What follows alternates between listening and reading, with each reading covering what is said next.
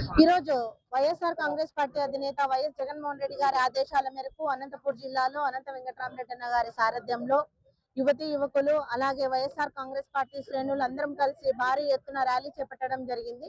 ఇది mega DSC కాదు, దగా డిఎస్సి. ఈ రోజు రాష్ట్రంలో ఉన్నటువంటి డిఎస్సి అభ్యర్థులకు అన్యాయం చేసింది కూటమి ప్రభుత్వము. అధికారంలోకి వచ్చిన తర్వాత నుంచి కూడా ప్రతి ఒక్క వర్గానికి కూడా దగా చేస్తా ఉంది. ఈ రోజు కూటమి నాయకులు మాట్లాడుతా ఉన్నారు, మీరు దగా చేసిన వాళ్ళు మాట్లాడుతా ఉన్నారా అని. ఎక్కడ దగా చేశామండి అని సందర్భంగా కూడా మేము ప్రశ్నిస్తా ఉన్నాం. ఎందుకంటే ప్రజలకు ఇచ్చిన హామీలు అమలు చేసినందుకు దగా అంటున్నారా?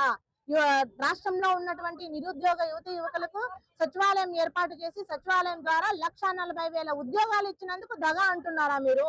ప్రతి నెల కూడా వితంతువులకు, వృద్ధులకు, మహిళలకు పింఛన్ ఇచ్చిన దాన్ని మీరు దగా అంటున్నారా? మీరు చేసింది దగా. మా జగనన్న చేసింది న్యాయం జరిగేలాగా, ప్రతి ఒక్క వర్గానికి కూడా మేలు చేసేలాగా మా జగనన్న పరిపాలన చేస్తారు. మీరు దగా చేశారు కాబట్టి డైవర్షన్ పాలిటిక్స్ చేస్తూ ఈ రోజు ఈ విధంగా మాట్లాడుతా ఉన్నారని మేము తెలియజేస్తా ఉన్నాం.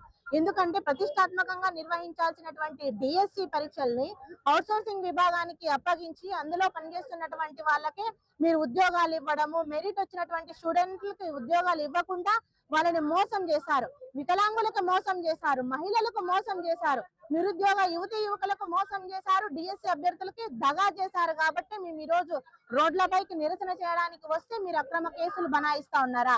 మీరు ఎన్ని కేసులు పెట్టినా కూడా ఎవ్వరు కూడా భయపడరు. ప్రజల పక్షాన ప్రశ్నించడానికి ఎప్పుడు కూడా సిద్ధంగా ఉంటాము.